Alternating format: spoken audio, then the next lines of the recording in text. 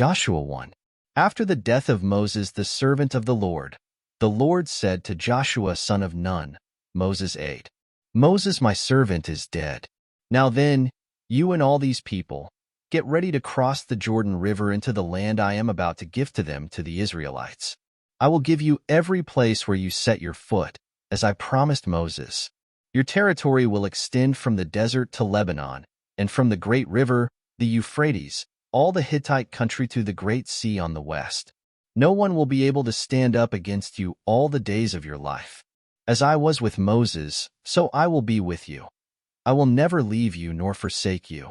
Be strong and courageous, because you will lead these people to inherit the land I swore to their forefathers to give them. Be strong and very courageous. Be careful to obey all the law my servant Moses gave you. Do not turn from it to the right or to the left, that you may be successful wherever you go. Do not let this book of the law depart from your mouth. Meditate on it day and night, so that you may be careful to do everything written in it. Then you will be prosperous and successful. Have I not commanded you? Be strong and courageous. Do not be terrified. Do not be discouraged, for the Lord your God will be with you wherever you go. So Joshua ordered the officers of the people, go through the camp and tell the people, get your supplies ready. 3 days from now you will cross the Jordan here to go in and take possession of the land the Lord your God is giving you for your own. But to the Reubenites, the Gadites, and the half-tribe of Manasseh, Joshua said, remember the command that Moses the servant of the Lord gave you. The Lord your God is giving you rest and has granted you this land. Your wives, your children, and your livestock may stay in the land that Moses gave you east of the Jordan, but all your fighting men, fully armed, must cross over ahead of your brothers. You are to help your brothers, until the Lord gives them rest, as he has done for you, and until they too have taken possession of the land that the Lord your God is giving them. After that, you may go back and occupy your own land, which Moses the servant of the Lord gave you east of the Jordan toward the sunrise. Then they answered Joshua, whatever you have commanded us we will do, and wherever you send us we will go. Just as we fully obeyed Moses, so we will obey you. Only may the Lord your God be with you as he was with Moses. Whoever rebels against your word and does not obey your words, whatever you may command them, will be put to death. Only be strong and courageous. Joshua 2. Then Joshua son of Nun secretly sent 2 spies from Shittim. Go, look over the land, he said, especially Jericho. So they went and entered the house of a prostitute named Rahab and stayed there. The king of Jericho was told, look, some of the Israelites have come here tonight to spy out the land. So the king of Jericho sent this message to Rahab, bring out the men who came to you and entered your house, because they have come to spy out the whole land. But the woman had taken the 2 men and hidden them. She said, yes, the men came to me, but I did not know where they had come from. At dusk, when it was time to close the city gate, the men left. I don't know which way they went. Go after them quickly. You may catch up with them. But she had taken them up to the roof and hidden them under the stalks of flax she had laid out on the roof. So the men set out in pursuit of the spies on the road that leads to the fords of the Jordan, and as soon as the pursuers had gone out, the gate was shut. Before the spies lay down for the night, she went up on the roof and said to them, I know that the Lord has given this land to you, and that a great fear of you has fallen on us, so that all who live in this country are melting in fear because of you. We have heard how the Lord dried up the water of the Red Sea for you when you came out of Egypt, and what you did to Sihon and Og, the 2 kings of the Amorites east of the Jordan, whom you completely destroyed. When we heard of it, our hearts melted and everyone's courage failed because of you. For the Lord your God is God in heaven above and on the earth below. Now then, please swear to me by the Lord that you will show kindness to my family, because I have shown kindness to you. Give me a sure sign that you will spare the lives of my father and mother, my brothers and sisters, and all who belong to them, and that you will save us from death. Our lives for your lives, the men assured her. If you don't tell what we are doing, We will treat you kindly and faithfully when the Lord gives us the land." So she let them down by a rope through the window, for the house she lived in was part of the city wall. Now she had said to them, "Go to the hills so the pursuers will not find you. Hide yourselves there 3 days until they return, and then go on your way." The men said to her, "This oath you made us swear will not be binding on us, unless, when we enter the land, you have tied this scarlet cord in the window through which you let us down, and unless you have brought your father and mother, your brothers, and all your family into your house. If anyone goes outside your house into the street, his blood will be on his own head. We will not be responsible. As for anyone who is in the house with you, his blood will be on our head if a hand is laid on him. But if you tell what we are doing, we will be released from the oath you made us swear." "Agreed," she replied. "Let it be as you say." So she sent them away, and they departed. And she tied the scarlet cord in the window. When they left, they went into the hills and stayed there 3 days, until the pursuers had searched all along the road and returned without finding them. Then the 2 men started back. They went down out of the hills, forded the river, and came to Joshua son of Nun, and told him everything that had happened to them. They said to Joshua, "The Lord has surely given the whole land into our hands. All the people are melting in fear because of us." Joshua 3. Early in the morning Joshua and all the Israelites set out from Shittim and went to the Jordan, where they camped before crossing over.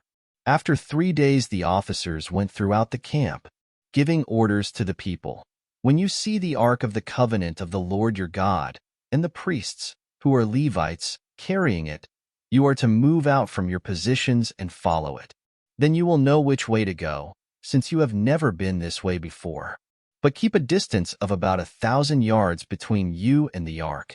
Do not go near it." Joshua told the people, "Consecrate yourselves, for tomorrow the Lord will do amazing things among you." Joshua said to the priests, "Take up the ark of the covenant and pass on ahead of the people." So they took it up and went ahead of them.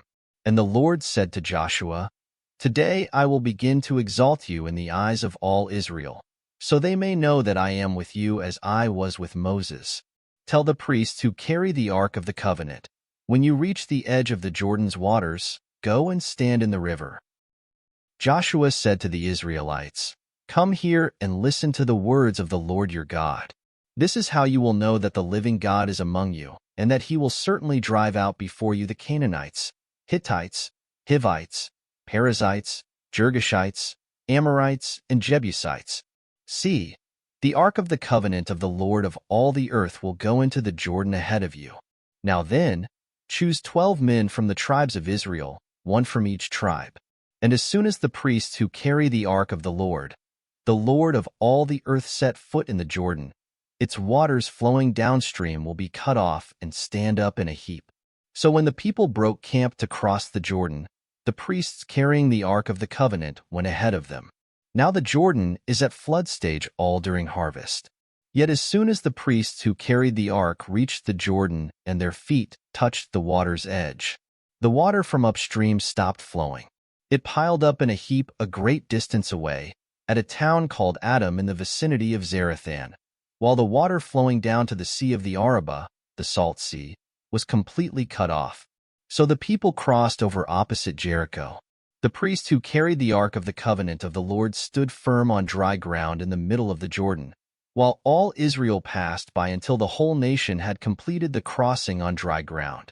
Joshua 4. When the whole nation had finished crossing the Jordan, the Lord said to Joshua, "Choose 12 men from among the people, 1 from each tribe, and tell them to take up 12 stones from the middle of the Jordan, from right where the priests stood, and to carry them over with you, and put them down at the place where you stay tonight." So Joshua called together the 12 men he had appointed from the Israelites, 1 from each tribe, and said to them, "Go over before the ark of the Lord your God into the middle of the Jordan. Each of you is to take up a stone on his shoulder, according to the number of the tribes of the Israelites, to serve as a sign among you. In the future, when your children ask you, 'What do these stones mean?' tell them that the flow of the Jordan was cut off before the ark of the covenant of the Lord. When it crossed the Jordan, the waters of the Jordan were cut off. These stones are to be a memorial to the people of Israel forever. So the Israelites did as Joshua commanded them. They took 12 stones from the middle of the Jordan, according to the number of the tribes of the Israelites, as the Lord had told Joshua, and they carried them over with them to their camp, where they put them down. Joshua set up the 12 stones that had been in the middle of the Jordan at the spot where the priests who carried the Ark of the Covenant had stood, and they are there to this day. Now the priests who carried the ark remained standing in the middle of the Jordan until everything the Lord had commanded Joshua was done by the people, just as Moses had directed Joshua. The people hurried over, and as soon as all of them had crossed, the ark of the Lord and the priests came to the other side while the people watched. The men of Reuben, Gad, and the half-tribe of Manasseh crossed over, armed, in front of the Israelites, as Moses had directed them. About 40,000 armed for battle crossed over before the Lord to the plains of Jericho for war. That day the Lord exalted Joshua in the sight of all Israel, and they revered him all the days of his life, just as they had revered Moses. Then the Lord said to Joshua, "Command the priests carrying the ark of the testimony to come up out of the Jordan." So Joshua commanded the priests, "Come up out of the Jordan." And the priests came up out of the river carrying the ark of the covenant of the Lord. No sooner had they set their feet on the dry ground than the waters of the Jordan returned to their place and ran at flood stage as before. On the 10th day of the first month, the people went up from the Jordan and camped at Gilgal on the eastern border of Jericho. And Joshua set up at Gilgal the 12 stones they had taken out of the Jordan. He said to the Israelites, "In the future when your descendants ask their fathers, 'What do these stones mean?' tell them, 'Israel crossed the Jordan on dry ground.' For the Lord your God dried up the Jordan before you until you had crossed over. The Lord your God did to the Jordan just what he had done to the Red Sea when he dried it up before us until we had crossed over. He did this so that all the peoples of the earth might know that the hand of the Lord is powerful, and so that you might always fear the Lord your God." Joshua 5. Now when all the Amorite kings west of the Jordan and all the Canaanite kings along the coast heard how the Lord had dried up the Jordan before the Israelites until we had crossed over, their hearts melted and they no longer had the courage to face the Israelites. At that time the Lord said to Joshua, "Make flint knives and circumcise the Israelites again." So Joshua made flint knives and circumcised the Israelites at Gibeath-Haraloth. Now this is why he did so. All those who came out of Egypt, all the men of military age died in the desert on the way after leaving Egypt. All the people that came out had been circumcised, but all the people born in the desert during the journey from Egypt had not. The Israelites had moved about in the desert 40 years until all the men who were of military age when they left Egypt had died, since they had not obeyed the Lord. For the Lord had sworn to them that they would not see the land that he had solemnly promised their fathers to give us, a land flowing with milk and honey.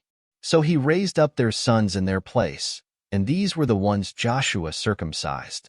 They were still uncircumcised because they had not been circumcised on the way. And after the whole nation had been circumcised, they remained where they were in camp until they were healed. Then the Lord said to Joshua, "Today I have rolled away the reproach of Egypt from you." So the place has been called Gilgal to this day. On the evening of the 14th day of the month, while camped at Gilgal on the plains of Jericho, the Israelites celebrated the Passover. The day after the Passover, that very day, they ate some of the produce of the land, unleavened bread and roasted grain. The manna stopped the day after they ate this food from the land. There was no longer any manna for the Israelites, but that year they ate of the produce of Canaan. Now when Joshua was near Jericho, he looked up and saw a man standing in front of him with a drawn sword in his hand. Joshua went up to him and asked, "Are you for us or for our enemies?" "Neither," he replied, "but as commander of the army of the Lord I have now come." Then Joshua fell face down to the ground in reverence and asked him, "What message does my Lord have for his servant?" The commander of the Lord's army replied, "Take off your sandals, for the place where you are standing is holy." And Joshua did so. Joshua 6. Now Jericho was tightly shut up because of the Israelites. No one went out and no one came in. Then the Lord said to Joshua, "See, I have delivered Jericho into your hands, along with its king and its fighting men. March around the city once with all the armed men. Do this for 6 days. Have 7 priests carry trumpets of ram's horns in front of the ark. On the 7th day, march around the city 7 times, with the priests blowing the trumpets. When you hear them sound a long blast on the trumpets, have all the people give a loud shout. Then the wall of the city will collapse and the people will go up, every man straight in." So Joshua son of Nun called the priests and said to them, "Take up the ark of the covenant of the Lord and have 7 priests carry trumpets in front of it." And he ordered the people, "Advance, march around the city, with the armed guard going ahead of the ark of the Lord." When Joshua had spoken to the people, the 7 priests carrying the 7 trumpets before the Lord went forward, blowing their trumpets, and the ark of the Lord's covenant followed them. The armed guard marched ahead of the priests who blew the trumpets, and the rear guard followed the ark. All this time the trumpets were sounding. But Joshua had commanded the people, "Do not give a war cry, do not raise your voices, do not say a word until the day I tell you to shout. Then shout." So he had the ark of the Lord carried around the city, circling it once. Then the people returned to camp and spent the night there. Joshua got up early the next morning, and the priests took up the ark of the Lord. The 7 priests carrying the 7 trumpets went forward, marching before the ark of the Lord and blowing the trumpets. The armed men went ahead of them, and the rear guard followed the ark of the Lord, while the trumpets kept sounding. So on the 2nd day they marched around the city once and returned to the camp. They did this for 6 days. On the 7th day, they got up at daybreak and marched around the city 7 times in the same manner, except that on that day they circled the city 7 times. The 7th time around, when the priests sounded the trumpet blast, Joshua commanded the people, "Shout, for the Lord has given you the city. The city and all that is in it are to be devoted to the Lord. Only Rahab the prostitute and all who are with her in her house shall be spared, because she hid the spies we sent. But keep away from the devoted things, so that you will not bring about your own destruction by taking any of them. Otherwise you will make the camp of Israel liable to destruction and bring trouble on it. All the silver and gold and the articles of bronze and iron are sacred to the Lord and must go into his treasury." When the trumpet sounded, the people shouted, and at the sound of the trumpet, when the people gave a loud shout, the wall collapsed. So every man charged straight in, and they took the city. They devoted the city to the Lord and destroyed with the sword every living thing in it, men and women, young and old, cattle, sheep and donkeys. Joshua said to the 2 men who had spied out the land, "Go into the prostitute's house and bring her out and all who belong to her, in accordance with your oath to her." So the young men who had done the spying went in and brought out Rahab, her father and mother and brothers, and all who belonged to her. They brought out her entire family and put them in a place outside the camp of Israel. Then they burned the whole city and everything in it. But they put the silver and gold and the articles of bronze and iron into the treasury of the Lord's house. But Joshua spared Rahab the prostitute, with her family and all who belonged to her, because she hid the men Joshua had sent as spies to Jericho, and she lives among the Israelites to this day. At that time Joshua pronounced this solemn oath, "Cursed before the Lord is the man who undertakes to rebuild this city, Jericho. At the cost of his firstborn son will he lay its foundations, at the cost of his youngest will he set up its gates." So the Lord was with Joshua, and his fame spread throughout the land. Joshua 7. But the Israelites acted unfaithfully in regard to the devoted things. Achan son of Carmi, the son of Zimri, the son of Zerah, of the tribe of Judah, took some of them. So the Lord's anger burned against Israel. Now Joshua sent men from Jericho to Ai, which is near Beth Aven to the east of Bethel, and told them, "Go up and spy out the region." So the men went up and spied out Ai. When they returned to Joshua, they said, "Not all the people will have to go up against Ai. Send 2,000 or 3,000 men to take it, and do not weary all the people, for only a few men are there. So about 3,000 men went up, but they were routed by the men of Ai, who killed about 36 of them. They chased the Israelites from the city gate as far as the stone quarries and struck them down on the slopes. At this the hearts of the people melted and became like water. Then Joshua tore his clothes and fell face down to the ground before the ark of the Lord, remaining there till evening. The elders of Israel did the same, and sprinkled dust on their heads. And Joshua said, "Ah, sovereign Lord, why did you ever bring this people across the Jordan to deliver us into the hands of the Amorites to destroy us? If only we had been content to stay on the other side of the Jordan. O Lord, what can I say, now that Israel has been routed by its enemies?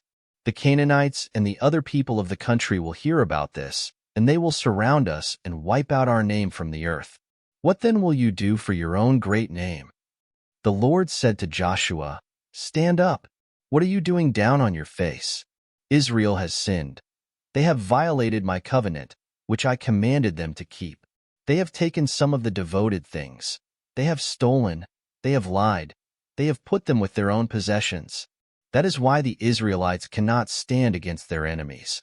They turn their backs and run because they have been made liable to destruction. I will not be with you anymore unless you destroy whatever among you is devoted to destruction. Go, consecrate the people. Tell them, consecrate yourselves in preparation for tomorrow. For this is what the Lord, the God of Israel, says, that which is devoted is among you, O Israel. You cannot stand against your enemies until you remove it. In the morning, present yourselves tribe by tribe. The tribe that the Lord takes shall come forward clan by clan. The clan that the Lord takes shall come forward family by family. And the family that the Lord takes shall come forward man by man. He who is caught with the devoted things shall be destroyed by fire, along with all that belongs to him. He has violated the covenant of the Lord and has done a disgraceful thing in Israel. Early the next morning Joshua had Israel come forward by tribes, and Judah was taken. The clans of Judah came forward, and he took the Zerahites. He had the clan of the Zerahites come forward by families, and Zimri was taken. Joshua had his family come forward man by man, and Achan son of Carmi, the son of Zimri, the son of Zerah, of the tribe of Judah, was taken. Then Joshua said to Achan, "My son, give glory to the Lord, the God of Israel, and give him the praise. Tell me what you have done. Do not hide it from me." Achan replied, "It is true.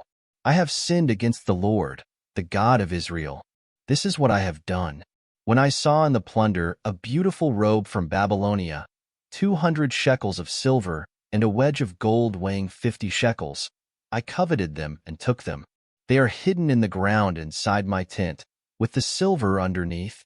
So Joshua sent messengers, and they ran to the tent, and there it was, hidden in his tent, with the silver underneath.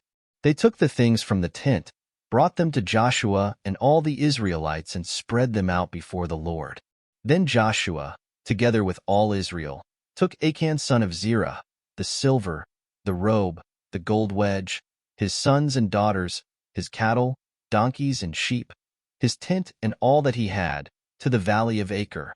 Joshua said, "Why have you brought this trouble on us? The Lord will bring trouble on you today." Then all Israel stoned him, and after they had stoned the rest, they burned them. Over Achan they heaped up a large pile of rocks, which remains to this day. Then the Lord turned from his fierce anger. Therefore that place has been called the Valley of Achor ever since. Joshua 8. Then the Lord said to Joshua, "Do not be afraid. Do not be discouraged. Take the whole army with you, and go up and attack Ai. For I have delivered into your hands the king of Ai, his people, his city, and his land. You shall do to Ai and its king as you did to Jericho and its king, except that you may carry off their plunder and livestock for yourselves. Set an ambush behind the city." So Joshua and the whole army moved out to attack Ai. He chose 30,000 of his best fighting men and sent them out at night. With these orders, listen carefully. You are to set an ambush behind the city. Don't go very far from it. All of you be on the alert. I and all those with me will advance on the city, and when the men come out against us, as they did before, we will flee from them. They will pursue us until we have lured them away from the city, for they will say, 'They are running away from us as they did before.' So when we flee from them, you are to rise up from ambush and take the city. The Lord your God will give it into your hand. When you have taken the city, set it on fire. Do what the Lord has commanded. See to it. You have my orders." Then Joshua sent them off, and they went to the place of ambush and lay in wait between Bethel and Ai, to the west of Ai, but Joshua spent that night with the people. Early the next morning Joshua mustered his men, and he and the leaders of Israel marched before them to Ai. The entire force that was with him marched up and approached the city and arrived in front of it. They set up camp north of Ai, with the valley between them and the city. Joshua had taken about 5,000 men and set them in ambush between Bethel and Ai, to the west of the city. They had the soldiers take up their positions, all those in the camp to the north of the city and the ambush to the west of it. That night Joshua went into the valley. When the king of Ai saw this, he and all the men of the city hurried out early in the morning to meet Israel in battle at a certain place overlooking the Arabah. But he did not know that an ambush had been set against him behind the city. Joshua and all Israel let themselves be driven back before them, and they fled toward the desert. All the men of Ai were called to pursue them, and they pursued Joshua and were lured away from the city. Not a man remained in Ai or Bethel who did not go after Israel. They left the city open and went in pursuit of Israel. Then the Lord said to Joshua, "Hold out toward Ai the javelin that is in your hand, for into your hand I will deliver the city." So Joshua held out his javelin toward Ai. As soon as he did this, the men in the ambush rose quickly from their position and rushed forward. They entered the city and captured it and quickly set it on fire.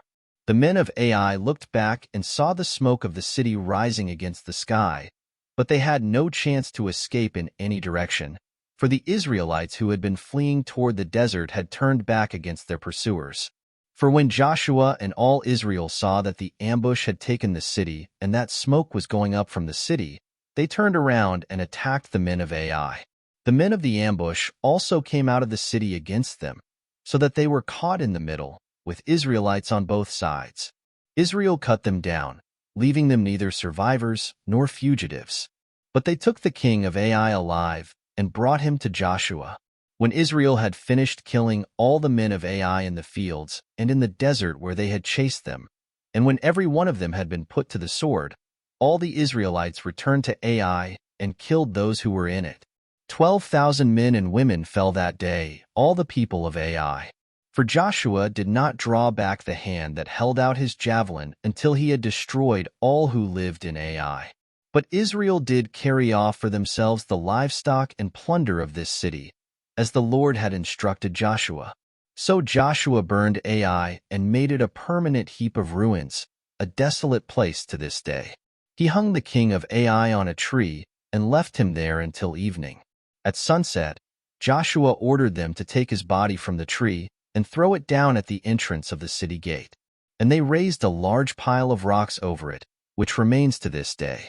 Then Joshua built on Mount Ebal an altar to the Lord, the God of Israel, as Moses the servant of the Lord had commanded the Israelites.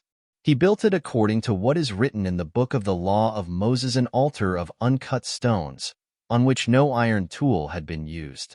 On it they offered to the Lord burnt offerings and sacrificed fellowship offerings. There, in the presence of the Israelites, Joshua copied on stones the law of Moses, which he had written. All Israel, aliens and citizens alike, with their elders, officials, and judges, were standing on both sides of the Ark of the Covenant of the Lord, facing those who carried it, the priests, who were Levites. Half of the people stood in front of Mount Gerizim and half of them in front of Mount Ebal, as Moses the servant of the Lord had formerly commanded when he gave instructions to bless the people of Israel. Afterward, Joshua read all the words of the law, the blessings and the curses, just as it is written in the book of the law. There was not a word of all that Moses had commanded that Joshua did not read to the whole assembly of Israel, including the women and children and the aliens who lived among them. Joshua 9. Now when all the kings west of the Jordan heard about these things, those in the hill country, in the western foothills, and along the entire coast of the Great Sea as far as Lebanon, the kings of the Hittites, Amorites, Canaanites, Perizzites, Hivites, and Jebusites, they came together to make war against Joshua and Israel. However, when the people of Gibeon heard what Joshua had done to Jericho and Ai, they resorted to a ruse. They went as a delegation whose donkeys were loaded with worn-out sacks and old wineskins, cracked and mended. The men put worn and patched sandals on their feet and wore old clothes. All the bread of their food supply was dry and moldy. Then they went to Joshua in the camp at Gilgal and said to him and the men of Israel, "We have come from a distant country. Make a treaty with us." The men of Israel said to the Hivites, "But perhaps you live near us. How then can we make a treaty with you?" "We are your servants," they said to Joshua. But Joshua asked, "Who are you and where do you come from?"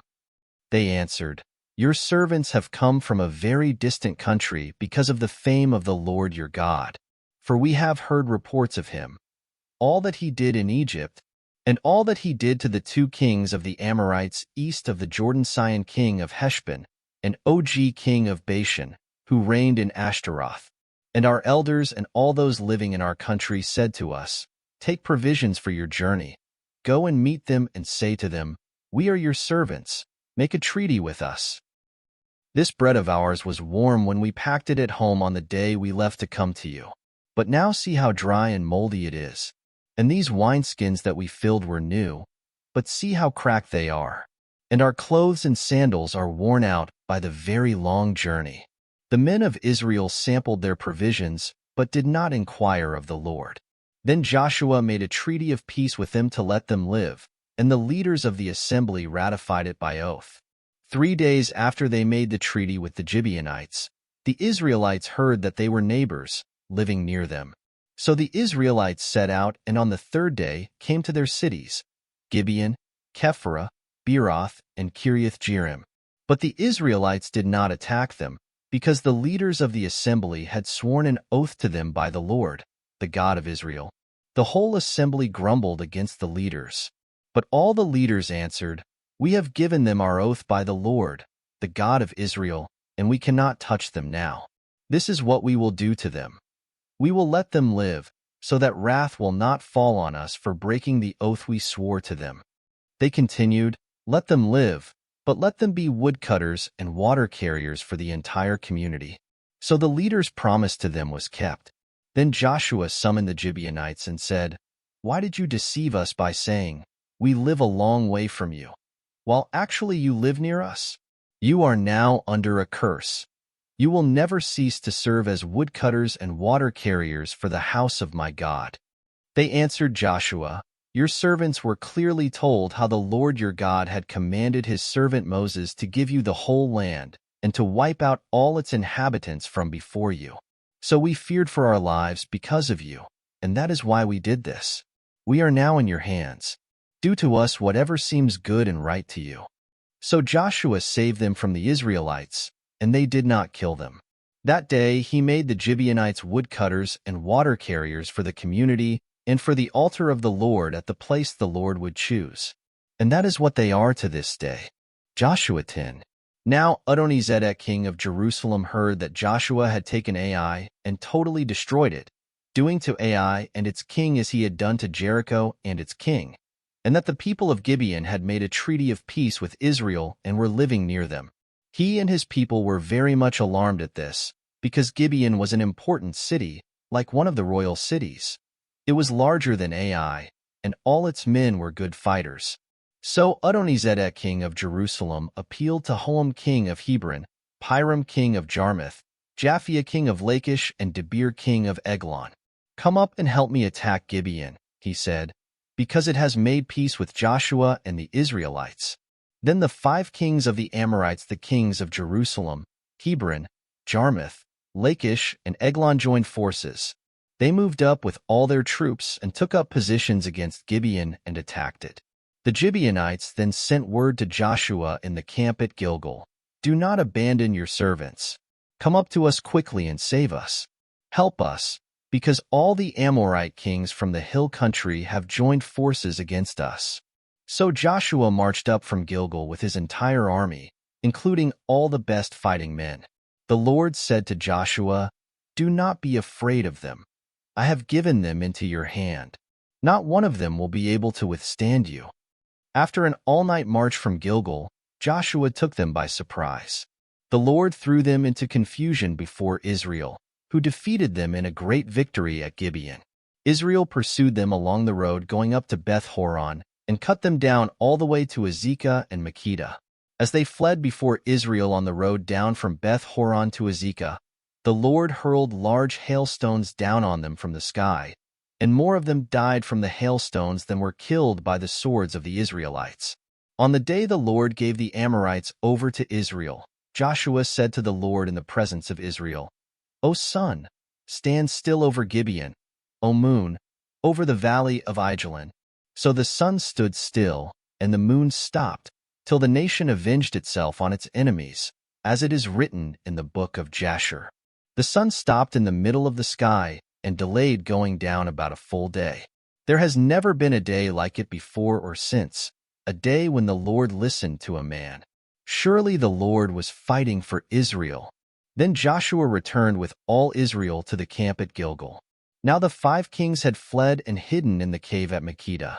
When Joshua was told that the 5 kings had been found hiding in the cave at Makkedah, he said, "Roll large rocks up to the mouth of the cave, and post some men there to guard it.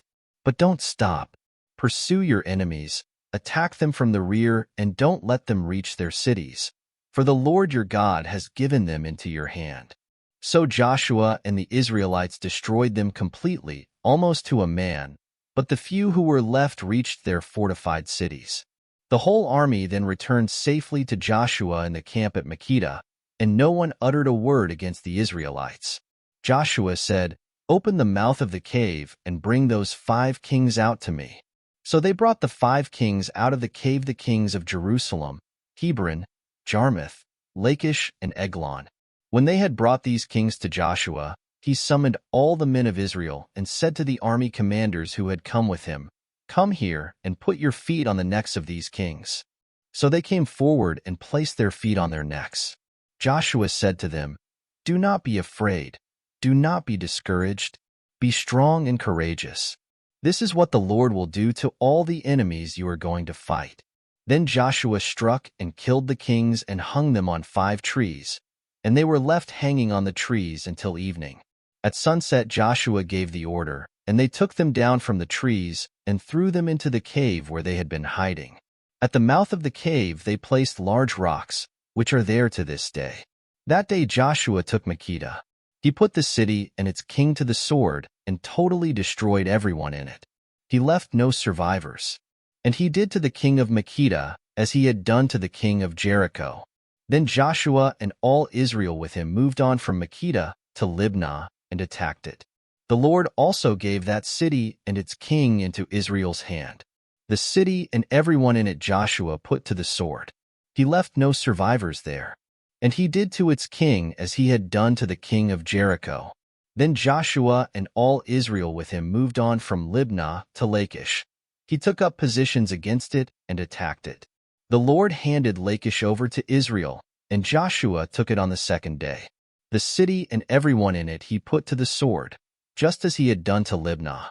Meanwhile, Horam king of Gezer had come up to help Lachish, but Joshua defeated him and his army until no survivors were left. Then Joshua and all Israel with him moved on from Lachish to Eglon. They took up positions against it and attacked it. They captured it that same day and put it to the sword and totally destroyed everyone in it, just as they had done to Lachish. Then Joshua and all Israel with him went up from Eglon to Hebron and attacked it. They took the city and put it to the sword, together with its king, its villages, and everyone in it. They left no survivors. Just as at Eglon, they totally destroyed it and everyone in it. Then Joshua and all Israel with him turned around and attacked Debir.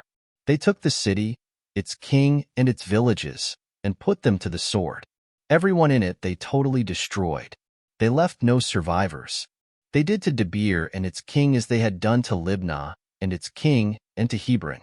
So Joshua subdued the whole region, including the hill country, the Negev, the western foothills, and the mountain slopes, together with all their kings. He left no survivors. He totally destroyed all who breathed, just as the Lord, the God of Israel, had commanded. Joshua subdued them from Kadesh Barnea to Gaza and from the whole region of Goshen to Gibeon. All these kings and their lands Joshua conquered in one campaign, because the Lord, the God of Israel, fought for Israel. Then Joshua returned with all Israel to the camp at Gilgal. Joshua 11. When Jabin king of Hazor heard of this, he sent word to Jobab king of Madon, to the kings of Shimron and Akshaph, and to the northern kings who were in the mountains, in the Arabah south of Kinnereth, in the western foothills, and in Naphot Dor on the west, to the Canaanites in the east and west, to the Amorites, Hittites, Perizzites, and Jebusites in the hill country, and to the Hivites below Hermon in the region of Mizpah. They came out with all their troops and a large number of horses and chariots, a huge army, as numerous as the sand on the seashore. All these kings joined forces and made camp together at the waters of Merom to fight against Israel. The Lord said to Joshua, "Do not be afraid of them, because by this time tomorrow I will hand all of them over to Israel, slain. You are to hamstring their horses and burn their chariots." So Joshua and his whole army came against them suddenly at the waters of Merom and attacked them, and the Lord gave them into the hand of Israel. They defeated them and pursued them all the way to Greater Sidon, to Misrephoth-Maim, and to the valley of Mizpah on the east, until no survivors were left. Joshua did to them as the Lord had directed. He hamstrung their horses and burned their chariots. At that time Joshua turned back and captured Hazor and put its king to the sword. Hazor had been the head of all these kingdoms. Everyone in it they put to the sword. They totally destroyed them, not sparing anything that breathed, and he burned up Hazor itself. Joshua took all these royal cities and their kings and put them to the sword. He totally destroyed them, as Moses the servant of the Lord had commanded. Yet Israel did not burn any of the cities built on their mounds, except Hazor, which Joshua burned. The Israelites carried off for themselves all the plunder and livestock of these cities, but all the people they put to the sword until they completely destroyed them, not sparing anyone that breathed. As the Lord commanded his servant Moses, so Moses commanded Joshua, and Joshua did it. He left nothing undone of all that the Lord commanded Moses. So Joshua took this entire land, the hill country, all the Negev, the whole region of Goshen, the western foothills, the Arabah, and the mountains of Israel with their foothills, from Mount Halak, which rises towards Seir, to Baal-Gad in the valley of Lebanon below Mount Hermon. He captured all their kings and struck them down, putting them to death. Joshua waged war against all these kings for a long time. Except for the Hivites living in Gibeon, not one city made a treaty of peace with the Israelites, who took them all in battle. For it was the Lord himself who hardened their hearts to wage war against Israel, so that he might destroy them totally, exterminating them without mercy, as the Lord had commanded Moses. At that time Joshua went and destroyed the Anakites from the hill country, from Hebron, Debir, and Anab, from all the hill country of Judah, and from all the hill country of Israel. Joshua totally destroyed them and their towns. No Anakites were left in Israelite territory. Only in Gaza, Gath, and Ashdod did any survive.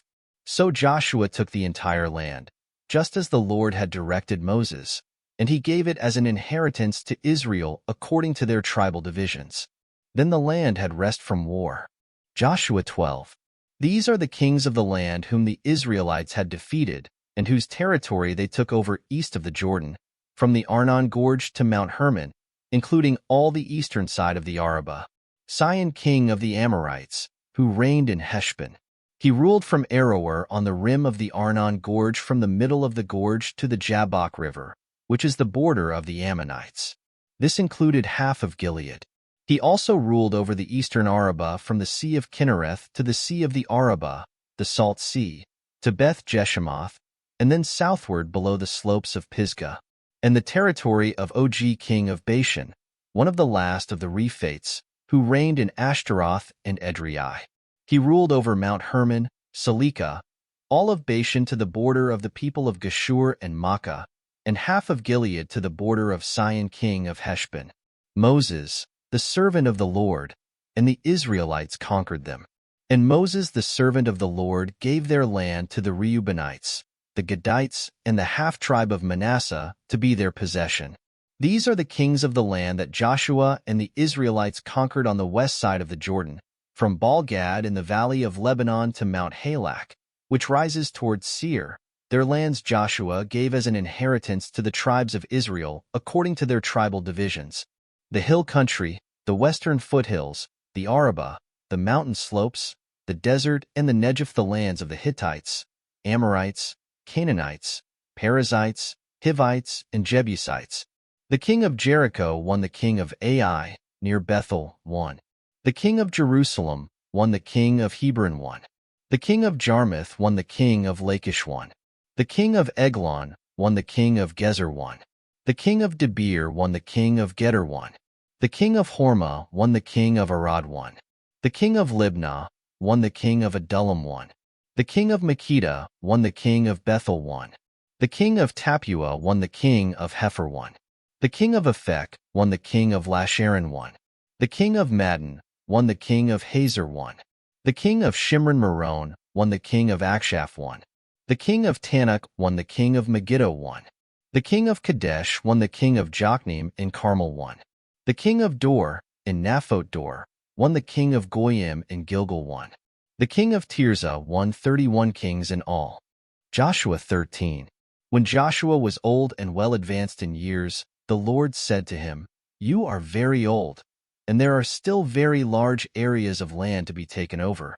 This is the land that remains, all the regions of the Philistines and Jeshurites, from the Shir River on the east of Egypt to the territory of Ekron on the north, all of it counted as Canaanite, the territory of the 5 Philistine rulers in Gaza, Ashdod, Ashkelon, Gath, and Ekron, that of the Avites. From the south, all the land of the Canaanites, from Ara of the Sidonians as far as Aphek, the region of the Amorites, the area of the Jebusites, and all Lebanon to the east, from Baal-Gad below Mount Hermon to Lebo-Hamath. As for all the inhabitants of the mountain regions from Lebanon to Misrephoth-Maim, that is, all the Sidonians, I myself will drive them out before the Israelites. Be sure to allocate this land to Israel for an inheritance, as I have instructed you, and divide it as an inheritance among the 9 tribes and half of the tribe of Manasseh. The other half of Manasseh, the Reubenites and the Gadites, had received the inheritance that Moses had given them east of the Jordan, as he, the servant of the Lord, had assigned it to them. It extended from Aroer on the rim of the Arnon Gorge, and from the town in the middle of the gorge, and included the whole plateau of Medeba as far as Dibon, and all the towns of Sihon king of the Amorites, who ruled in Heshbon, out to the border of the Ammonites. It also included Gilead, the territory of the people of Geshur and Makkah, all of Mount Hermon and all Bashan as far as Salika, that is, the whole kingdom of Og and Bashan, who had reigned in Ashtaroth and Edrei, and had survived as one of the last of the Rephates. Moses had defeated them and taken over their land. But the Israelites did not drive out the people of Geshur and Makkah, so they continue to live among the Israelites to this day. But to the tribe of Levi he gave no inheritance, since the offerings made by fire to the Lord, the God of Israel, are their inheritance, as he promised them. This is what Moses had given to the tribe of Reuben, clan by clan: the territory from Aroer on the rim of the Arnon Gorge, and from the town in the middle of the gorge, and the whole plateau past Medeba, to Heshbon and all its towns on the plateau, including Dibon, Bamoth-Baal, Beth-Baal-Meon, Jahaz, Kedemoth, Mephith, Kiriathaim, Sibmah, Zereth-Shahar on the hill and the valley, Beth-Peor, the slopes of Pisgah, and Beth-Jeshemoth, all the towns on the plateau, and the entire realm of Sihon king of the Amorites, who ruled at Heshbon. Moses had defeated him and the Midianite chiefs, Evi, Rechem, Zur, Hur, and Reba princes allied with Sion who lived in that country. In addition to those slain in battle, the Israelites had put to the sword Balaam son of Beer, who practiced divination. The boundary of the Reubenites was the bank of the Jordan. These towns and their villages were the inheritance of the Reubenites, clan by clan. This is what Moses had given to the tribe of Gad, clan by clan. The territory of Jazer, all the towns of Gilead and half the Ammonite country as far as Aroer, near Rabbah, and from Heshbon to Ramoth Mizpah and Betanim, and from Mahanaim to the territory of Debir, and in the valley, Beth-Haram, Beth-Nimrah, Sukkos and Zaphon with the rest of the realm of Sion king of Heshbon, the east side of the Jordan, the territory up to the end of the Sea of Kinnereth. These towns and their villages were the inheritance of the Gadites, clan by clan. This is what Moses had given to the half-tribe of Manasseh, that is, to half the family of the descendants of Manasseh, clan by clan. The territory extending from Mahanaim and including all of Bashan, the entire realm of Og king of Bashan, all the settlements of Jair and Bashan, 60 towns, half of Gilead, and Ashtaroth and Edrei, the royal cities of Og and Bashan. This was for the descendants of Machir son of Manasseh for half of the sons of Machir, clan by clan. This is the inheritance Moses had given when he was in the plains of Moab across the Jordan east of Jericho. But to the tribe of Levi, Moses had given no inheritance. The Lord, the God of Israel, is their inheritance, as he promised them. Joshua 14. Now these are the areas the Israelites received as an inheritance in the land of Canaan, which Eleazar the priest, Joshua son of Nun, and the heads of the tribal clans of Israel allotted to them. Their inheritances were assigned by lot to the 9.5 tribes, as the Lord had commanded through Moses. Moses had granted the 2.5 tribes their inheritance east of the Jordan, but had not granted the Levites an inheritance among the rest. For the sons of Joseph had become 2 tribes, Manasseh and Ephraim. The Levites received no share of the land, but only towns to live in, with pasturelands for their flocks and herds. So the Israelites divided the land, just as the Lord had commanded Moses. Now the men of Judah approached Joshua at Gilgal, and Caleb son of Jephunneh the Kenizzite said to him, "You know what the Lord said to Moses the man of God at Kadesh Barnea about you and me. I was 40 years old when Moses the servant of the Lord sent me from Kadesh Barnea to explore the land, and I brought him back a report according to my convictions. But my brothers who went up with me made the hearts of the people melt with fear. I, however, followed the Lord my God wholeheartedly. So on that day Moses swore to me, 'The land on which your feet have walked will be your inheritance, and that of your children forever, because you have followed the Lord my God wholeheartedly.' Now then, just as the Lord promised, he has kept me alive for 45 years since the time he said this to Moses, while Israel moved about in the desert. So here I am today, 85 years old. I am still as strong today as the day Moses sent me out. I'm just as vigorous to go out to battle now as I was then. Now give me this hill country that the Lord promised me that day. You yourself heard then that the Anakites were there, and their cities were large and fortified. But, the Lord helping me, I will drive them out just as he said." Then Joshua blessed Caleb son of Jephunneh and gave him Hebron as his inheritance. So Hebron has belonged to Caleb son of Jephunneh the Kenizzite ever since, because he followed the Lord, the God of Israel, wholeheartedly. Hebron used to be called Kiriath Arba after Arba, who was the greatest man among the Anakites. Then the land had rest from war. Joshua 15. The allotment for the tribe of Judah, clan by clan, extended down to the territory of Edom, to the desert of Zin in the extreme south. Their southern boundary started from the bay at the southern end of the Salt Sea, crossed south of Scorpion Pass, continued on to Zin, and went over to the south of Kadesh Barnea. Then it ran past Hezron up to Adar and curved around to Karka. It then passed along to Asman and joined the Wadi of Egypt, ending at the sea. This is their southern boundary. The eastern boundary is the Salt Sea as far as the mouth of the Jordan. The northern boundary started from the Bay of the Sea at the mouth of the Jordan, went up to Beth Hogla, and continued north of Beth Araba to the stone of Bohan son of Reuben. The boundary then went up to Debir from the valley of Acre and turned north to Gilgal, which faces the pass of Adummim south of the gorge.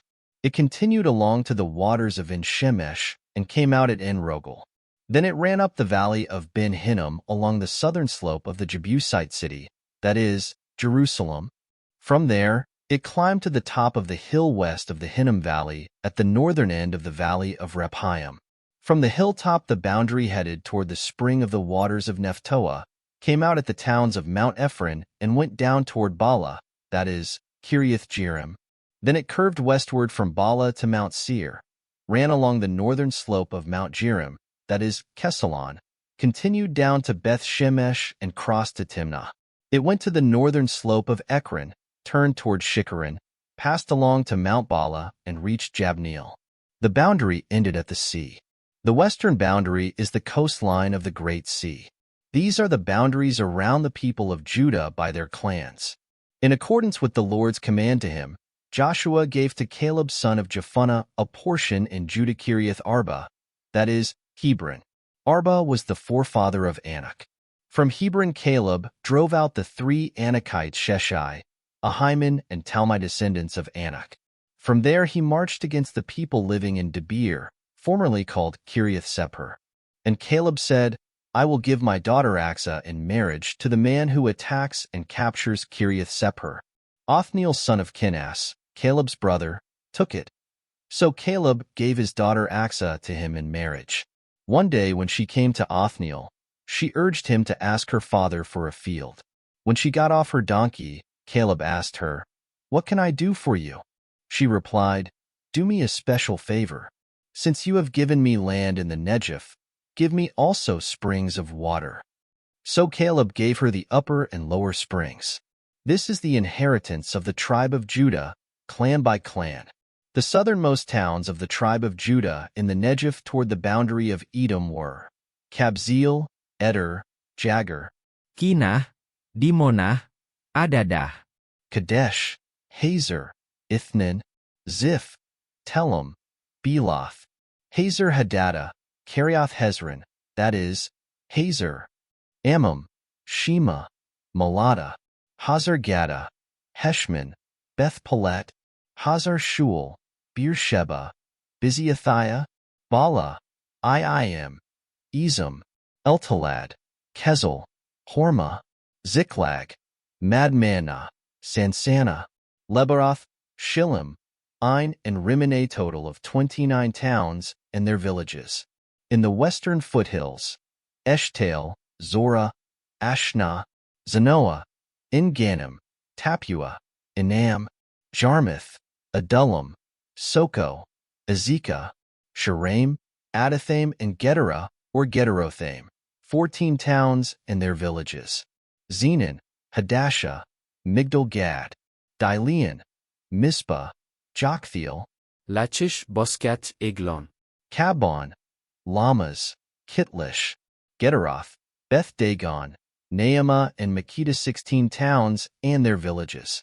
Libnah, Ether, Ashan, Iftah, Ashna, Nezib, Keilah, Aksib, and Maresha, 9 towns and their villages. Ekron, with its surrounding settlements and villages, west of Ekron, all that were in the vicinity of Ashdod, together with their villages.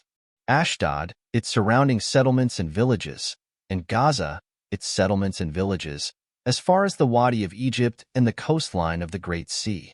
In the hill country, Shamir, Jattir, Soko, Dannah, Kiriath-Sanah, that is, Debir, Anab, Eshtemo, Anim, Goshen, Holon, and Gilo, 11 towns and their villages.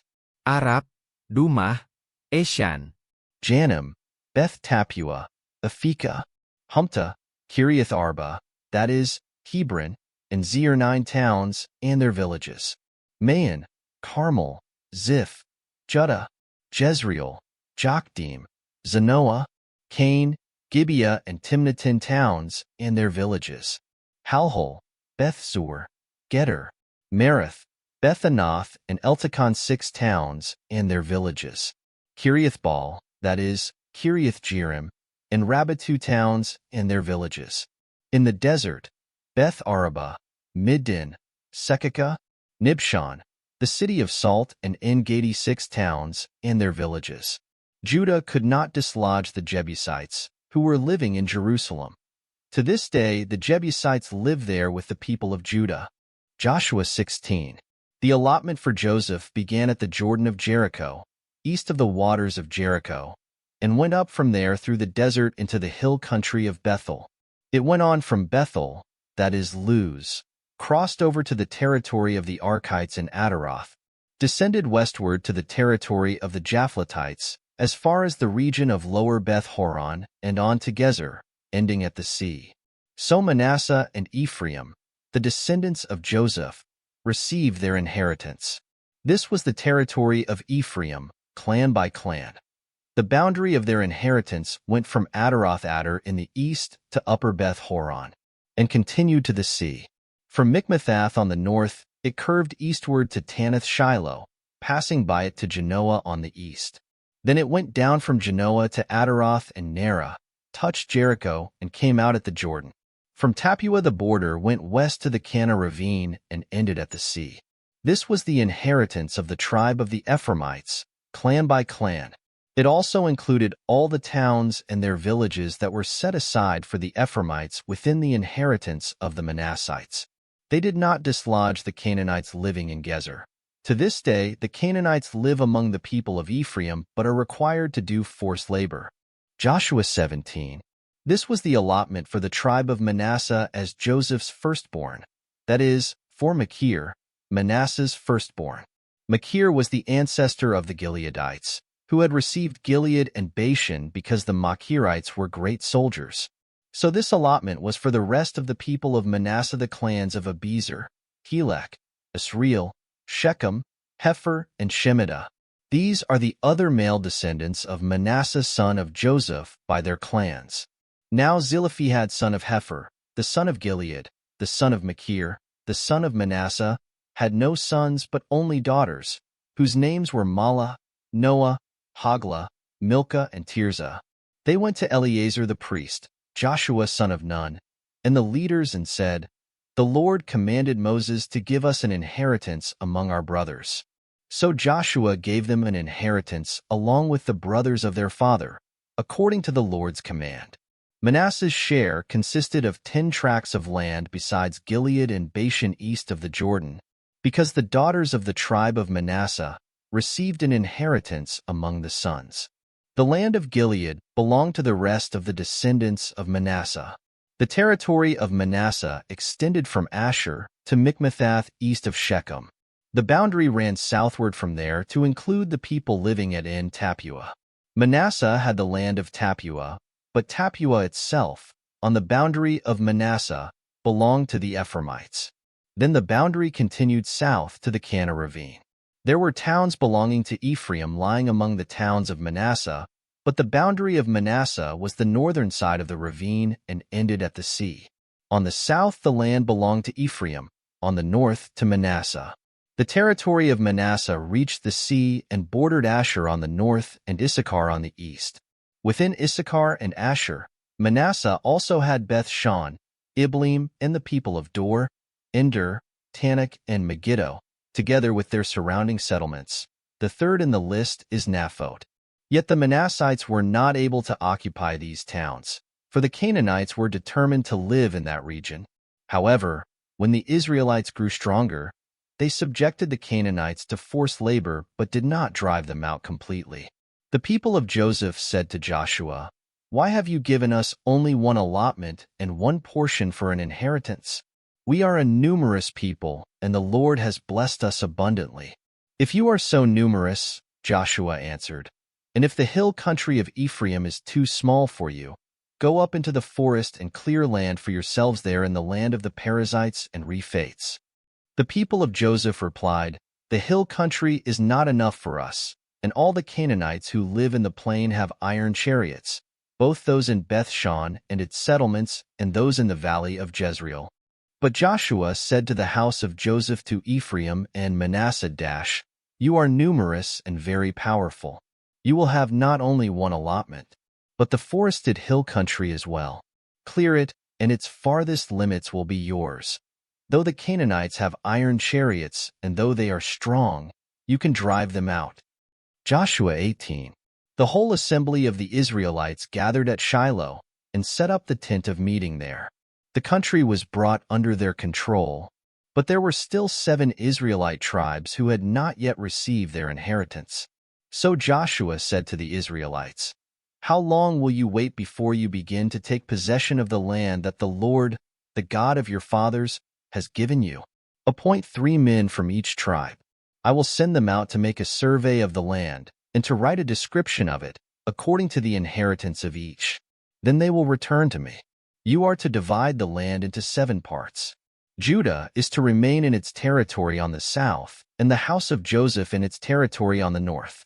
After you have written descriptions of the 7 parts of the land, bring them here to me, and I will cast lots for you in the presence of the Lord our God. The Levites, however, do not get a portion among you, because the priestly service of the Lord is their inheritance. And Gad, Reuben, and the half-tribe of Manasseh have already received their inheritance on the east side of the Jordan. Moses, the servant of the Lord, gave it to them. As the men started on their way to map out the land, Joshua instructed them, "Go and make a survey of the land and write a description of it. Then return to me, and I will cast lots for you here at Shiloh in the presence of the Lord." So the men left and went through the land. They wrote its description on a scroll, town by town, in 7 parts, and returned to Joshua in the camp at Shiloh. Joshua then cast lots for them in Shiloh in the presence of the Lord, and there he distributed the land to the Israelites according to their tribal divisions. The lot came up for the tribe of Benjamin, clan by clan.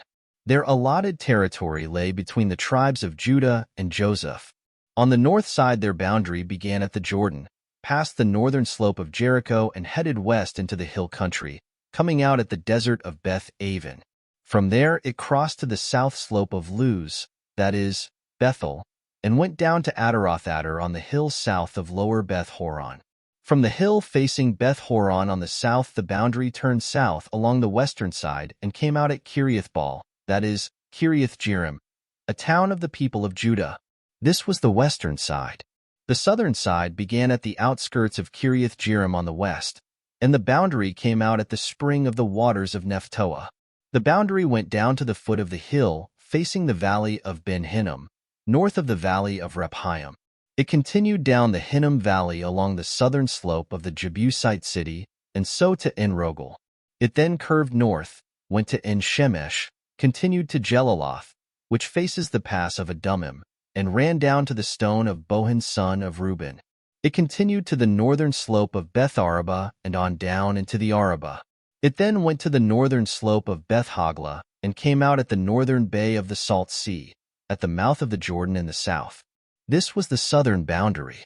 The Jordan formed the boundary on the eastern side.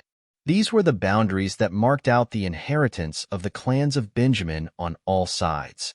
The tribe of Benjamin, clan by clan, had the following cities: Jericho, Beth-Hogla, Emek-Keziz, Beth-Araba, Zemaraim, Bethel, Avim, Para, Ophrah, Kepharamoni, Ophni, and Geba, 12 towns, and their villages. Gibeon, Ramah, Beeroth, Mizpah, Kephara, Moza, Rechem, Irpeel, Tarala, Zelah, Haleph, the Jebusite city, that is, Jerusalem, Gibeah, and Kiriath, 14 towns, and their villages. This was the inheritance of Benjamin for its clans. Joshua 19. The second lot came out for the tribe of Simeon, clan by clan. Their inheritance lay within the territory of Judah. It included Beersheba or Sheba, Malada, Hazar-Shual, Bala, Ezem, Eltalad, Bethul, Hormah, Ziklag, Beth-Markaboth, Hazar-Susa, Beth-Lebaoth, and Sharuhen, 13 towns, and their villages. Ain, Rimmon, Ether, and Ashan, 4 towns, and their villages. And all the villages around these towns, as far as Balathbeer, Ramah in the Negev. This was the inheritance of the tribe of the Simonites, clan by clan. The inheritance of the Simonites was taken from the share of Judah, because Judah's portion was more than they needed. So the Simonites received their inheritance within the territory of Judah. The third lot came up for Zebulun, clan by clan. The boundary of their inheritance went as far as Sarid. Going west it ran to Maralah, touched Dabbesheth, and extended to the ravine near Jokneam. It turned east from Sarid toward the sunrise to the territory of Kisloth-Tabor, and went on to Daberath and up to Japhia. Then it continued eastward to Gath-Hepher and Eth-Kazin. It came out at Rimmon and turned toward Ne. There the boundary went around on the north to Hanathon and ended at the valley of Ifta-El. Included were Kadesh, Nahalal, Shimron, Idalah, and Bethlehem. There were 12 towns and their villages. These towns and their villages were the inheritance of Zebulun, clan by clan. The fourth lot came out for Issachar, clan by clan. Their territory included Jezreel, Kezaloth, Shunem, Hapharaim, Shion, Anaharath, Rabbath, Kishan, Ibez, Remeth, En-Ganim, En-Hada, and Beth-Pazzez. The boundary touched Tabor, Shahazuma, and Beth-Shemesh, and ended at the Jordan. There were 16 towns and their villages. These towns and their villages were the inheritance of the tribe of Issachar, clan by clan. The fifth lot came out for the tribe of Asher, clan by clan. Their territory included Helkath, Hali, Betin, Akshaph, Alamelech, Amad, and Mishal. On the west the boundary touched Carmel and Shir Libnath. It then turned east toward Beth Dagon, touched Zebulun and the valley of Ifta-El, and went north to Beth Emek and Neill, passing Kabul on the left. It went to Abdon, Rehob, Hammon, and Cana, as far as Greater Sidon. The boundary then turned back toward Ramah and went to the fortified city of Tyre, turned toward Hosah, and came out at the sea in the region of Aksib, Umah, Aphek, and Rehob. There were 22 towns and their villages. These towns and their villages were the inheritance of the tribe of Asher, clan by clan. The sixth lot came out for Naphtali, clan by clan. Their boundary went from Heleph and the large tree in Zananim, passing Adami Nekeb and Jabneel to Lacham and ending at the Jordan. The boundary ran west through Aznoth Tabor and came out at Hukkok. It touched Zebulun on the south, Asher on the west, and the Jordan on the east. The fortified cities were Ziddim, Zur, Hammath, Rakkath, Kinnereth, Adamah, Ramah, Hazor, Kadesh, Edrei, En-Hazer, Iron, Migdal-El, Horem, Bethanath, and Beth-Shemesh. There were 19 towns and their villages. These towns and their villages were the inheritance of the tribe of Naphtali, clan by clan. The seventh lot came out for the tribe of Dan, clan by clan. The territory of their inheritance included Zorah, Eshtael, Ir Shemesh, Shalabin, Ijalon, Ithla, Elon, Timnah, Ekron, Eltekeh, Gibbethon, Balath, Jehud, Bene Barak, Gathrimmon, Mejarkon, and Rakan, with the area facing Joppa. But the Danites had difficulty taking possession of their territory, so they went up and attacked Leshem, took it, put it to the sword, and occupied it. They settled in Leshem and named it Dan after their forefather. These towns and their villages were the inheritance of the tribe of Dan, clan by clan. When they had finished dividing the land into its allotted portions, the Israelites gave Joshua son of Nun an inheritance among them, as the Lord had commanded. They gave him the town he asked for Timnath-Serah in the hill country of Ephraim, and he built up the town and settled there. These are the territories that Eleazar the priest, Joshua son of Nun, and the heads of the tribal clans of Israel assigned by lot at Shiloh in the presence of the Lord at the entrance to the tent of meeting. And so they finished dividing the land. Joshua 20. Then the Lord said to Joshua, "Tell the Israelites to designate the cities of refuge, as I instructed you through Moses, so that anyone who kills a person accidentally and unintentionally may flee there and find protection from the avenger of blood. When he flees to one of these cities, he is to stand in the entrance of the city gate and state his case before the elders of that city. Then they are to admit him into their city and give him a place to live with them. If the avenger of blood pursues him, they must not surrender the one accused, because he killed his neighbor unintentionally and without malice aforethought. He is to stay in that city until he has stood trial before the assembly and until the death of the high priest who is serving at that time. Then he may go back to his own home in the town from which he fled. So they set apart Kadesh in Galilee in the hill country of Naphtali, Shechem in the hill country of Ephraim, and Kiriath Arba, that is, Hebron, in the hill country of Judah. On the east side of the Jordan of Jericho, they designated Bezer in the desert on the plateau in the tribe of Reuben, Ramoth in Gilead in the tribe of Gad, and Golan in Bashan in the tribe of Manasseh. Any of the Israelites or any alien living among them who killed someone accidentally could flee to these designated cities and not be killed by the avenger of blood prior to standing trial before the assembly. Joshua 21. Now the family heads of the Levites approached Eleazar the priest, Joshua son of Nun, and the heads of the other tribal families of Israel, at Shiloh in Canaan, and said to them, "The Lord commanded through Moses that you give us towns to live in, with pasturelands for our livestock." So, as the Lord had commanded, the Israelites gave the Levites the following towns and pasturelands out of their own inheritance. The first lot came out for the Kohathites, clan by clan. The Levites who were descendants of Aaron the priest were allotted 13 towns from the tribes of Judah, Simeon, and Benjamin. The rest of Kohath's descendants were allotted 10 towns from the clans of the tribes of Ephraim, Dan, and half of Manasseh. The descendants of Gershon were allotted 13 towns from the clans of the tribes of Issachar, Asher, Naphtali, and the half-tribe of Manasseh and Bashan. The descendants of Merari, clan by clan, received 12 towns from the tribes of Reuben, Gad, and Zebulun. So the Israelites allotted to the Levites these towns and their pasturelands, as the Lord had commanded through Moses. From the tribes of Judah and Simeon, they allotted the following towns by name. These towns were assigned to the descendants of Aaron, who were from the Kohathite clans of the Levites, because the first lot fell to them. They gave them Kiriath Arba, that is, Hebron, with its surrounding pastureland, in the hill country of Judah. Arba was the forefather of Anak. But the fields and villages around the city they had given to Caleb son of Jephunneh as his possession. So to the descendants of Aaron the priest they gave Hebron, a city of refuge for one accused of murder, Libnah, Jattir, Eshtemoa, Holon, Debir, Ain, Judah, and Beth Shemesh, together with their pasturelands 9 towns from these 2 tribes. And from the tribe of Benjamin they gave them Gibeon, Geba, Anathoth, and Almon, together with their pasturelands 4 towns. All the towns for the priests, the descendants of Aaron, were 13, together with their pasturelands.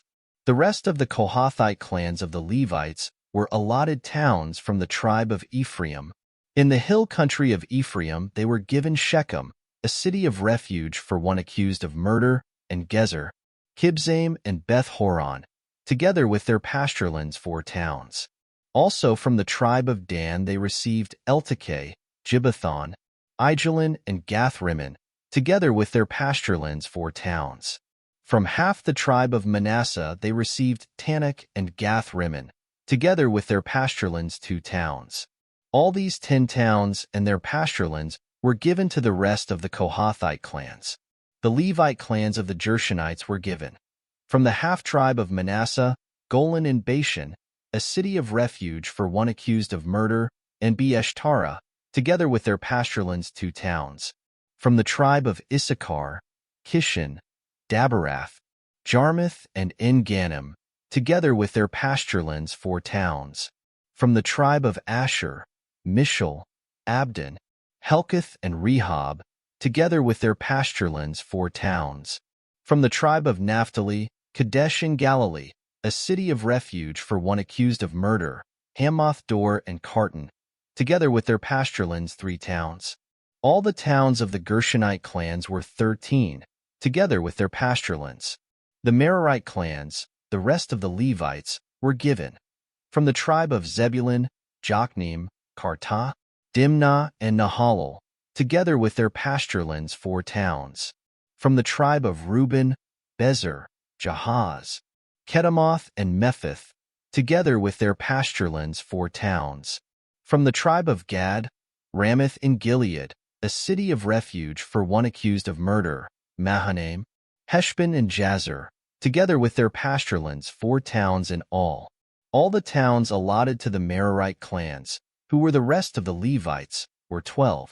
The towns of the Levites in the territory held by the Israelites were 48 in all, together with their pasturelands. Each of these towns had pasturelands surrounding it. This was true for all these towns. So the Lord gave Israel all the land he had sworn to give their forefathers, and they took possession of it and settled there. The Lord gave them rest on every side, just as he had sworn to their forefathers. Not one of their enemies withstood them. The Lord handed all their enemies over to them. Not one of all the Lord's good promises to the house of Israel failed. Every one was fulfilled. Joshua 22. Then Joshua summoned the Reubenites, the Gadites, and the half-tribe of Manasseh, and said to them, "You have done all that Moses the servant of the Lord commanded, and you have obeyed me in everything I commanded. For a long time now to this very day you have not deserted your brothers, but have carried out the mission the Lord your God gave you. Now that the Lord your God has given your brothers rest as he promised, return to your homes in the land that Moses the servant of the Lord gave you on the other side of the Jordan. But be very careful to keep the commandment and the law that Moses the servant of the Lord gave you, to love the Lord your God, to walk in all his ways, to obey his commands, to hold fast to him, and to serve him with all your heart and all your soul." Then Joshua blessed them and sent them away, and they went to their homes. To the half-tribe of Manasseh Moses had given land in Bashan, and to the other half of the tribe Joshua gave land on the west side of the Jordan with their brothers. When Joshua sent them home, he blessed them, saying, "Return to your homes with your great wealth, with large herds of livestock, with silver, gold, bronze, and iron, and a great quantity of clothing, and divide with your brothers the plunder from your enemies."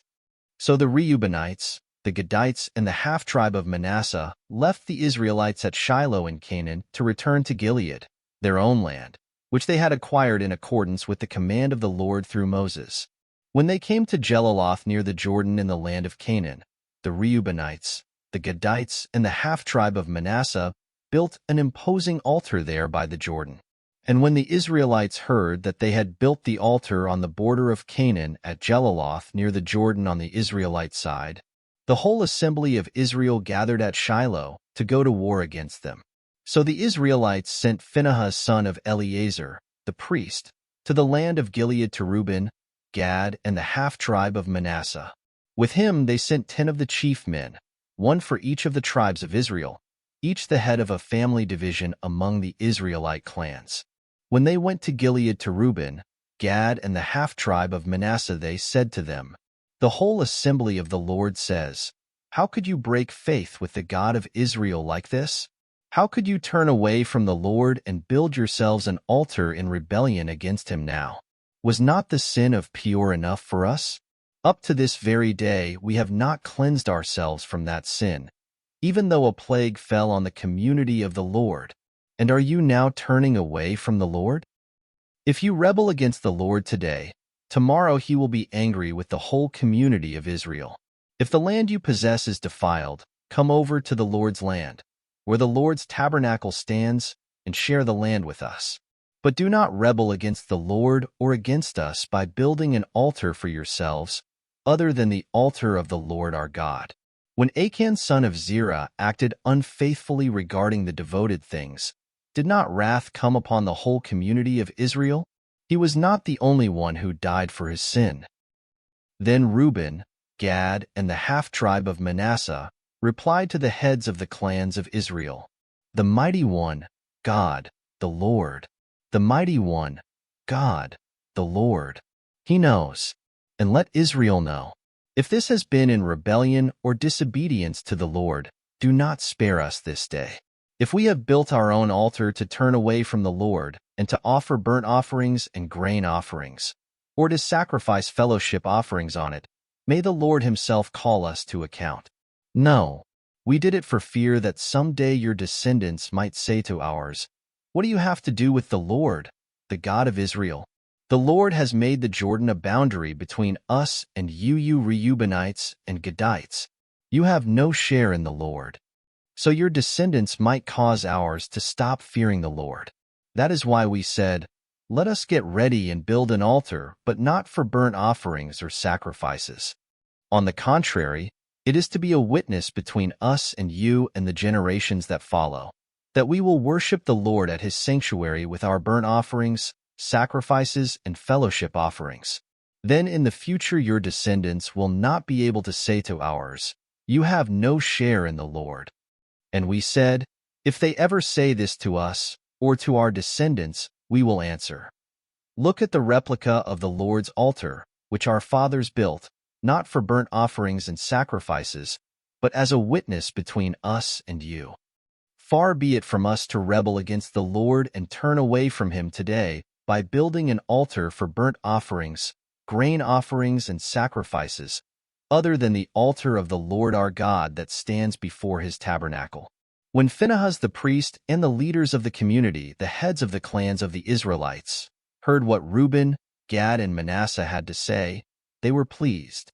And Phinehas son of Eleazar, the priest, said to Reuben, Gad, and Manasseh, "Today we know that the Lord is with us, because you have not acted unfaithfully toward the Lord in this matter.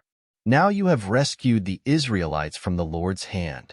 Then Phinehas son of Eleazar, the priest, and the leaders returned to Canaan from their meeting with the Reubenites and Gadites in Gilead and reported to the Israelites.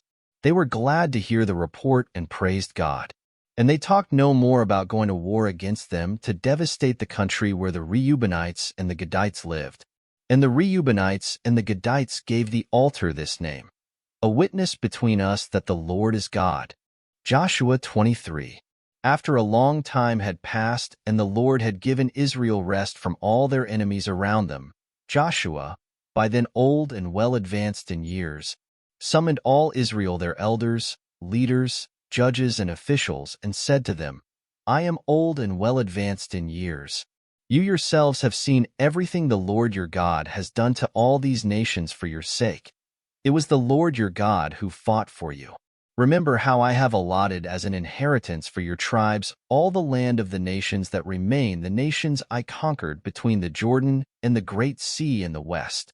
The Lord your God himself will drive them out of your way.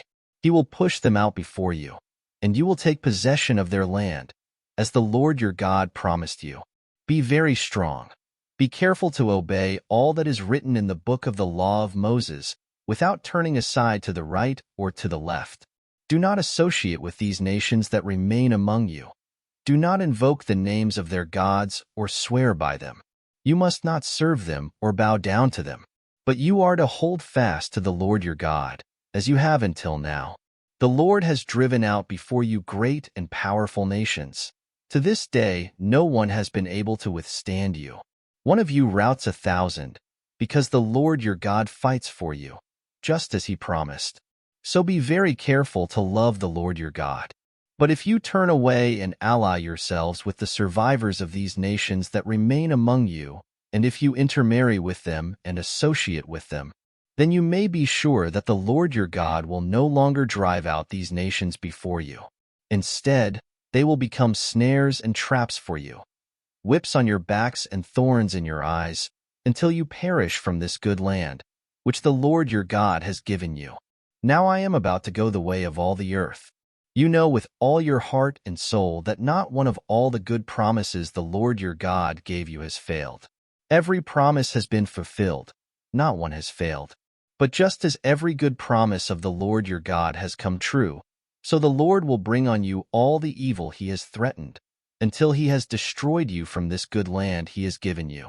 If you violate the covenant of the Lord your God, which he commanded you, and go and serve other gods and bow down to them, the Lord's anger will burn against you, and you will quickly perish from the good land he has given you.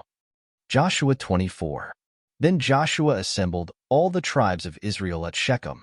He summoned the elders, leaders, judges, and officials of Israel, and they presented themselves before God.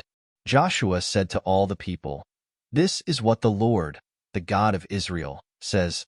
Long ago your forefathers, including Terah the father of Abraham and Nahor, lived beyond the river and worshipped other gods. But I took your father Abraham from the land beyond the river and led him throughout Canaan and gave him many descendants. I gave him Isaac, and to Isaac I gave Jacob and Esau. I assigned the hill country of Seir to Esau, but Jacob and his sons went down to Egypt. Then I sent Moses and Aaron, and I afflicted the Egyptians by what I did there, and I brought you out. When I brought your fathers out of Egypt, you came to the sea, and the Egyptians pursued them with chariots and horsemen as far as the Red Sea. But they cried to the Lord for help, and he put darkness between you and the Egyptians. He brought the sea over them and covered them. You saw with your own eyes what I did to the Egyptians. Then you lived in the desert for a long time. I brought you to the land of the Amorites who lived east of the Jordan. They fought against you, but I gave them into your hands. I destroyed them from before you, and you took possession of their land. When Balak son of Zippor, the king of Moab, prepared to fight against Israel, he sent for Balaam son of Beor to put a curse on you. But I would not listen to Balaam. So he blessed you again and again, and I delivered you out of his hand. Then you crossed the Jordan and came to Jericho. The citizens of Jericho fought against you, as did also the Amorites, Perizzites, Canaanites, Hittites, Girgashites, Hivites, and Jebusites, but I gave them into your hands. I sent the hornet ahead of you, which drove them out before you, also the 2 Amorite kings. You did not do it with your own sword and bow. So I gave you a land on which you did not toil and cities you did not build. And you live in them and eat from vineyards and olive groves that you did not plant. Now fear the Lord and serve him with all faithfulness. Throw away the gods your forefathers worshipped beyond the river and in Egypt, and serve the Lord. But if serving the Lord seems undesirable to you, then choose for yourselves this day whom you will serve, whether the gods your forefathers served beyond the river, or the gods of the Amorites, in whose land you are living. But as for me and my household, we will serve the Lord. Then the people answered, Far be it from us to forsake the Lord to serve other gods. It was the Lord our God himself who brought us and our fathers up out of Egypt, from that land of slavery, and performed those great signs before our eyes. He protected us on our entire journey and among all the nations through which we traveled. And the Lord drove out before us all the nations, including the Amorites, who lived in the land. We too will serve the Lord, because he is our God. Joshua said to the people, You are not able to serve the Lord. He is a holy God. He is a jealous God. He will not forgive your rebellion and your sins. If you forsake the Lord and serve foreign gods, he will turn and bring disaster on you and make an end of you, after he has been good to you. But the people said to Joshua, No, we will serve the Lord. Then Joshua said, You are witnesses against yourselves that you have chosen to serve the Lord. Yes, we are witnesses, they replied. Now then, said Joshua, throw away the foreign gods that are among you and yield your hearts to the Lord, the God of Israel. And the people said to Joshua, We will serve the Lord our God and obey him. On that day Joshua made a covenant for the people, and there at Shechem he drew up for them decrees and laws. And Joshua recorded these things in the book of the law of God. Then he took a large stone and set it up there under the oak near the holy place of the Lord. See, he said to all the people, This stone will be a witness against us. It has heard all the words the Lord has said to us. It will be a witness against you if you are untrue to your God. Then Joshua sent the people away, each to his own inheritance. After these things, Joshua son of Nun, the servant of the Lord, died at the age of 110. And they buried him in the land of his inheritance, at Timnath-Serah in the hill country of Ephraim, north of Mount Gash. Israel served the Lord throughout the lifetime of Joshua and of the elders who outlived him and who had experienced everything the Lord had done for Israel. And Joseph's bones, which the Israelites had brought up from Egypt, were buried at Shechem in the tract of land that Jacob bought for 100 pieces of silver from the sons of Hamor, the father of Shechem. This became the inheritance of Joseph's descendants. And Eleazar son of Aaron died, and was buried at Gibeah, which had been allotted to his son Phinehas in the hill country of Ephraim.